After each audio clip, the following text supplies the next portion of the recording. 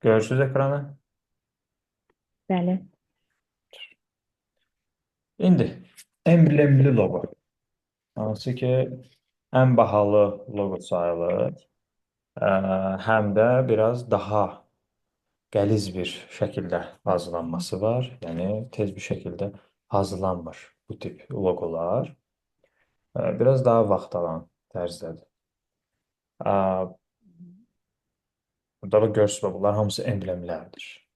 Öncə fiqurun yaradılması, sonra fiqurun içərisinin doldurulması baş verir və font dizaynları isə çox vaxt dairəvi formalarda olur, ark stilində olur. Yazıda düşürsə bir dəfə arkları göstərmişdim sizə. Xatırlayırsınız? bəli, bəli. Hı, Həmin o ark, oynadarıq. hə, arkları tətbiq edəcəyik bura. Fiqur amma yaradılaraq birinci olacaq. Və siz artıq hər tip növ loqolar artıq hazırlaya biləcəksiniz. Burada da görsənir. Bunlar hamısı görürsünüz. Sümbüllər, içərisi doldurması və fiqur elementi, fiqurun içərisinin doldurulması, sərhəd daxilində hamısının yerləşdirilməsi, o belə şeylər də var. Deməli, birinci bir fiquru yaratmış olursunuz. Deyək ki, elə dairəvi bir fiqurdan yola çıxacaqsınızsa, dairəvi fiqurunuzu yaradırsınız. Deyək ki, dairənin içərisi bu rəngdə olacaq. Yəni vacib deyil də strokla gedəsiniz hər zaman. Yəni istəsəz belə bir qalınlaşdıra bilərsiniz strokunuzu, belə bir qalın stroklarla da getmək olar. Bu qalın strokun içində məsəl üçün yazınızı yaza bilərsiniz. Ə, İstəsəz onun məsəl üçün içində artıq vizualize yaratmalısınız. Amma bunun içərisinə də mütləq rəng verməlisiniz ha, mütləq. Bunun içərisi mütləq rəng olmalıdır. Yəni ağ lazımsa ağ da olmalıdır. İçərisi transparent qalmamalıdır. Çünki o çap olunanda stiker kimi çıxmamalıdır. İçərisi dolu rəngdə mütləq olması lazımdır. İndi biz hal-hazırda bir fiqur yaradırıq. Birinci bir bildiyimiz emblemin özünü yaradırıq. Sonra emblemin içərisini doldurmaya başlamalıyıq. Deyək ki, belə bir strok verdik. Bunu expand eləməlisiniz, genişləndirməlisiniz ki, fiqur halına gəlmiş olsun. Hal-hazırda fiqur halındadır. İstəsə curve tool seçib curve tool'la bunun nöqtələrini belə burada curve tool'la siz müəyyən bir formaya da sala bilərsiniz. Məsəl üçün belə tipdə bir formaya sala bilərsiniz. Belə eləyə bilərsiniz. Yəni expanddan sonra bu genişlənir və müxtəlif fiqur formasına gəlir. Bu şəkildə edə bilərsiniz. Amma normalda aşağıları eləmirlər. Bir dənə yuxarını məsəl üçün edə bilərsiniz. Aşağıya artıq yazını, şirkətin adını yaza bilərsiniz. Yuxarıda amma məsəl üçün bu tipdə qala bilər məsəl üçün. Yuxarı əgər heç nə yazmayacaqsınızsa. Elə olur ki, yuxarıya şirkət adı yazılır və yaxud da aşağıya şirkət adı yazılır. Yuxarıya tarixi, yaradılması filan yazıla bilər və yaxud da ki, xidməti yazıla bilər. Məsələn, food restoran məsəl üçün o kateqoriyada yazılmışsa, o yazıla bilər və yaxud da heç nə yazılmır. Qıraqlarına müəyyən bir detallar əlavə eləyə bilərik. Məsəl üçün, deyək ki, qıraqları da ağdır. Belə bir detallar əlavə eləyirik. Tutaq ki,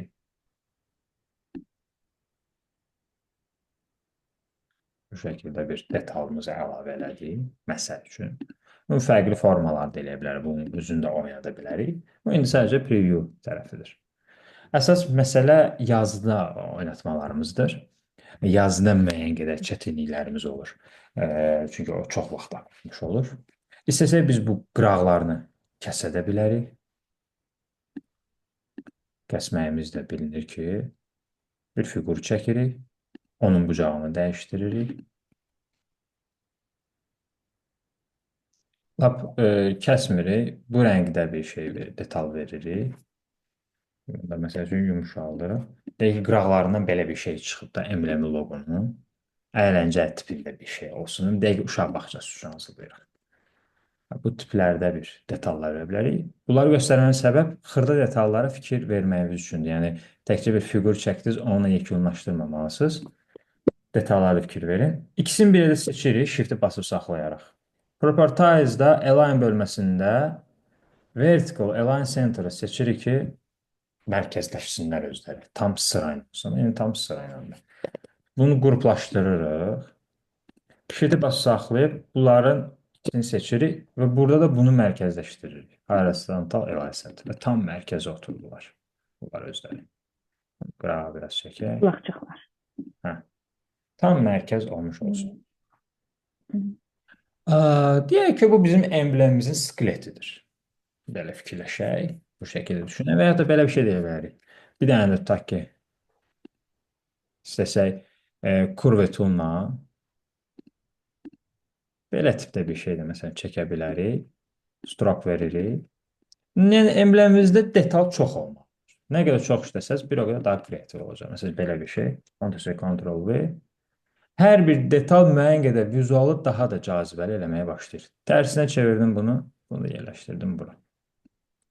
Bu da mənim məsələn qıraqdan bu şəkildə staki oldu. İstəsəm hətta buna bir başına ulduz da qoya bilərəm. Pipetkanı götürürəm eyni rəngi seçirəm. Bunun başına istəsəm ulduz da belə qoya bilərəm. Məsəl üçün. Yəni, emblemdə fiquruzun qırağdan çıxması ola bilər. Belə bir detal ilə işləyə bilərsiniz. Bunu işləməyiniz mümkündür. Aşağı eləyə biraz bu şəkildə, məsəl üçün. Eləməyiniz də ola bilər və yaxud da ki, başqa bir şey də çəkə bilərsiniz. Touch falan da eləyə bilərsiniz. Və yaxud da ki, üç bucaq məsəl üçün qoya bilərik. Məsəl üçün, belə bir detallarla da emblemimizin qıraqlarını tamamlaya bilərsiniz. Əsas məsələ, məsələn, bağçadır tutaq ki, bu bağça üçün hazırlamışıq. Bağçanın adı. Deyək ki, bağçanın adını lap Lorem Ipsum eləyirəm. Böyüdürəm. Fontumu seçirəm. Karakter bölməsindən gəlirəm. Fontumu təyin edirəm. Belə tipli fontlar bağçaya uyğun deyil. Belə tipli fontlar da emblemdə olmur. Emblemdə ümumiyyətlə font seçimi çox rahatdır. Niyə? Çünki çox sadə olmalıdır. Ona görə ki, emblemin daxilində yer alır. Emblem daxilində yer aldığı üçün onun qalınlığı çox olmalıdır font uzun. Qalınlığına əsasən fikir verməlidir. Çünki dairənin içərisinə arkla yerləşdirəcəyik. Ona görə qalın olmasın, sadə olmasın. Yəni sans serif tipində olmasına diqqət etməlisiniz. İndi axtarıram burada belə qalın font.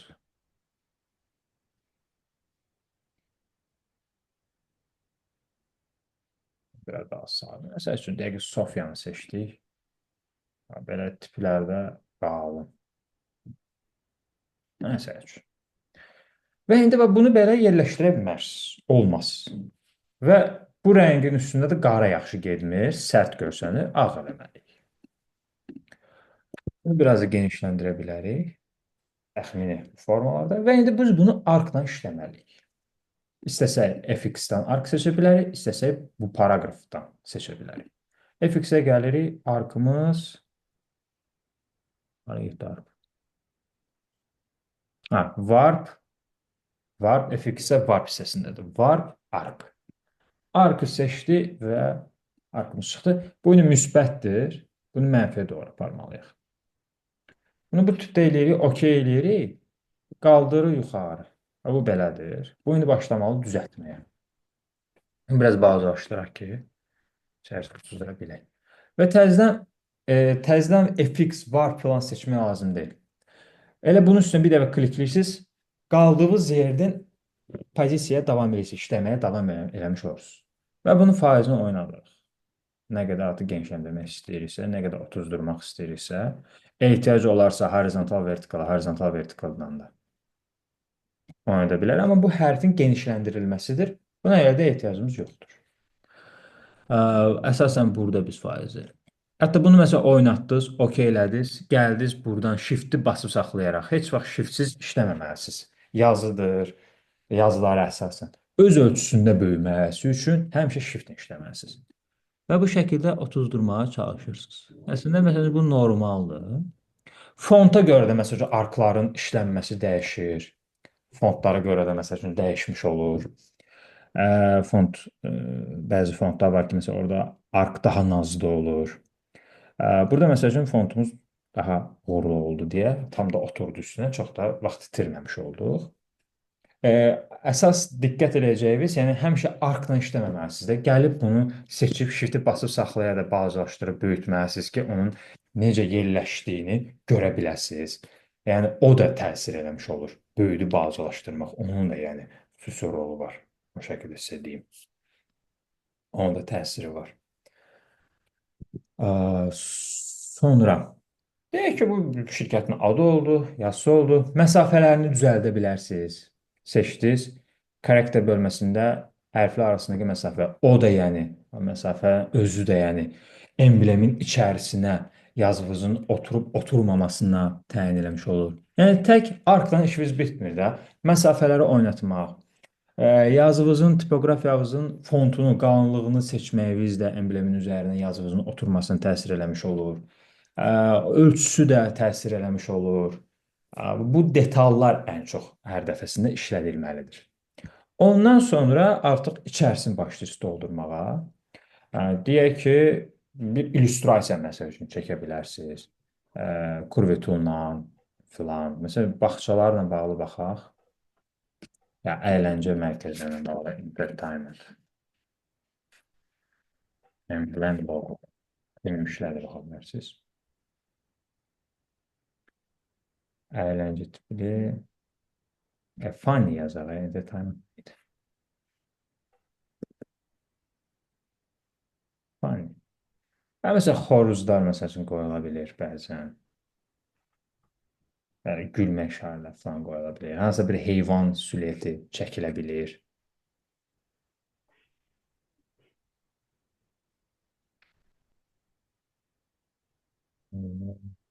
Çox da belə kreativ şeylər çıxmadı. Fripikə baxalım, fripik.com. Child yazaq, child emblem yazaq. Fripik.com-a gəldik. Child emblem logo yazarıq. Amma burada görürsünüz, belə bir şeylər eləyiblər. Məsələn, dovşan çəkiblər. Məsəl üçün, burada emblemi belə hazırlayıblar. Amma bunlar daha minimalist olmalıdır.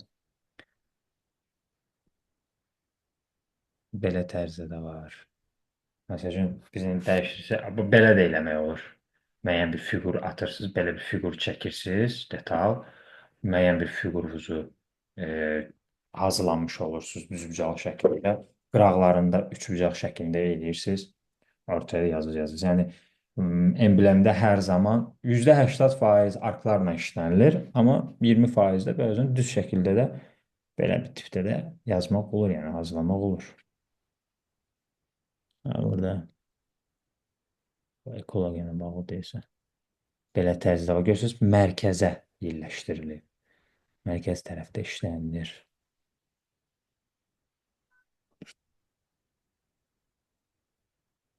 Belə bir şeylər işlənilir. Çəkilir hazır şəkildə vektor kimi. Belə tiplərdə də məsəl üçün edilir.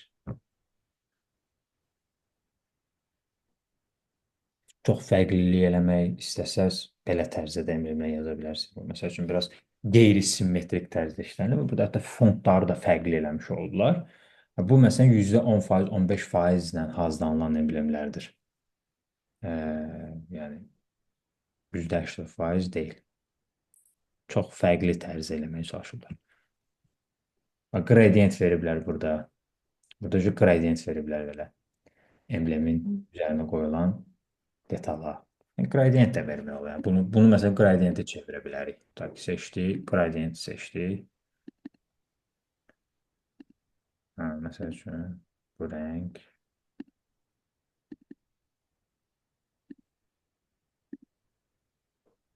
Bunlar da dəyişməlidir. Amma bizdə bu detallar olduğu üçün gradient yaramır. Yəni tək şəkildə olması daha minimalistdir. Minimalist tərəfdəndir. Ortaya məsəl üçün nə çəkək? Deyək ki,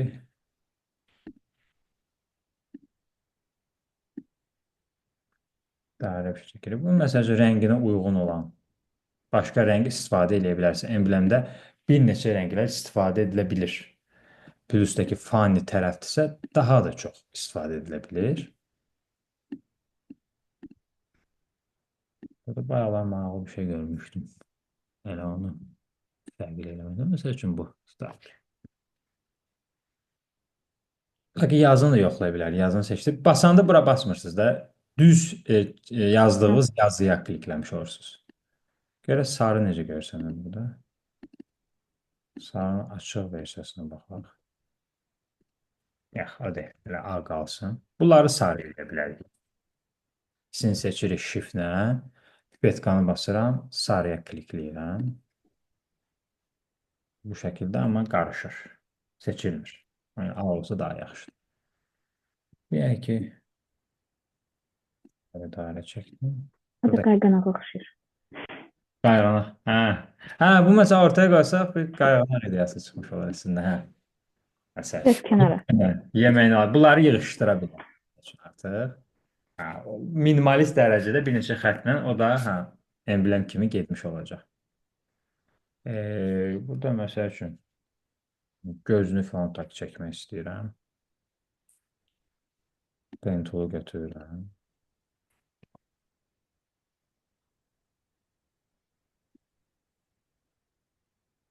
Drop'unu verdim. Tak ağ elədim. Qalmışdırdım. Bunu boz da eləmək olar. Sarının üstündə ağdan daha çox boz və qaralar getmiş olur. Bunu tak qoydum belə. Bunu yumşalda da bilərik.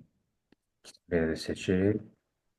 Kontrola saxlayırıq və kontroldan sonra dairəmiz çıxır, yumşaltma dairəsi çıxır və bunu yumşaltmış oluruq. Belə yanaqlar verir ya. Biz də verə bilərik, verməyə bilərik. Ağız belə çəkə bilərik. Bu şəkillərdə içərisini doldurursunuz. Yəni bunun üzərində vizual olaraq idealını düşünürsünüz, başlayırsınız detalları doldurmağa filan. Bu məsələn rəngini dəyişmək istəyirsiniz, seçdik bunu. İmini siz buranı dəyişmək, kontrola saxlayıb buranı seçirsiniz. Ağ hissəsini seçirsiniz. Daha doğrusu deyirsən bizim hal-hazırda strokdan sonra ağ hissəsi yoxdur. Hə, boşdur. Bu transparent olmamalıdır. Bunun içərisinə bir dairə çəkirik. Belə transparent olmamalı. Bunun içərisində mütləq çəkmək lazımdır bu dairəmizi. Sağ düyməni basıb Arrange-dan Send to Back eləyib arxaya atırıq. Arxaya düşdü və bu dairənin məsələn rəngini tak sarı eləyirik. Bu içindəki sarını da ağ eləyirik. Ya da ki, məsəl üçün başqa yaşıl tutaq eləyə bilərik. Yaşıl uyğun gəlmədi. Bu da uyğun gəlmədi. Bu biraz qarışıq oldu artıq. Hələ ağ olsun. Bunlara məsəl üçün sarı eləyə bilərik. Sonra anlaşdırıq.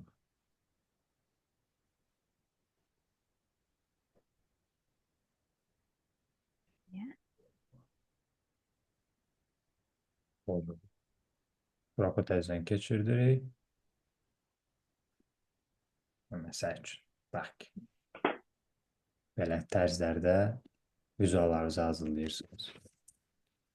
Belə xoşuma gəlmədi.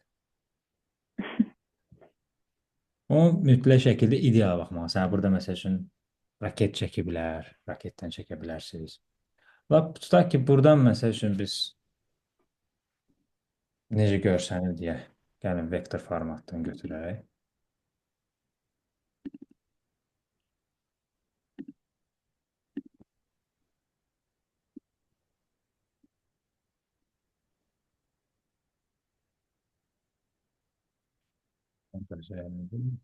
Kontrol. Məsəl üçün. Necə nədir? Bu hazır vektor formatıdır. Bu yəni başqasının çəkdiyidir. Sadəcə sizə preview kimi göstərmək üçün idi. Çəkib vaxt vermək deyə. Hazır məsəl vektor formatı götürdüm. Amma çəkməlisiniz də. Bu da əslində asan bir şeydir yəni. Amma eynisini ümumiyyətlə çəkməyin. Ona görə ən uzun məsələ ideyanı tapmaqdır. Emblemin içərisində o içərisinə nə qoyacağam? Biz random şəkildə elədik. Mən sizə texniki tərəfi göstərmək istədim. Ümumiyyətlə vaxt çox alır.